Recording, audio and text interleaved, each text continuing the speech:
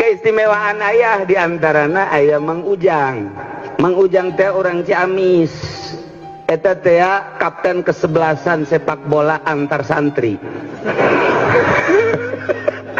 Begitunya main Banjar jeung anak murid ajengan Oman Cikole kabeneran potong sukuna nikrek di pondok geus kieu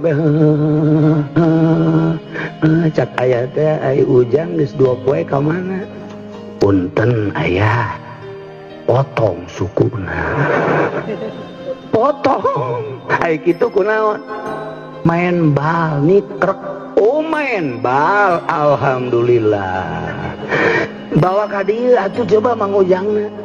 Bawa ka mana aya? Bawa ka dieu ka kamar ka dieu ka bumi ayah, ke ku aya rek diuruta. Atuh dibejakeun Mang Ujang juarang ka aya atuh naonan sia. Aing deuk dibawa ka aya kieu. Aing ditita ieu kumaha atuh ulah ayahna kadinya Ujang tekna ka pondok di ditu bae ngagolerna ulah di pondok ngaganggu rerencangan di bumi bae cak Ujang aing beungeut aing deuk di ka pondok. Pan sumpah ta Mang Ujang demi Allah aing saumur hirup moal main bola deui aing isin aing ka ayah tah ku kabagusan mah jadi kos kitu Pak.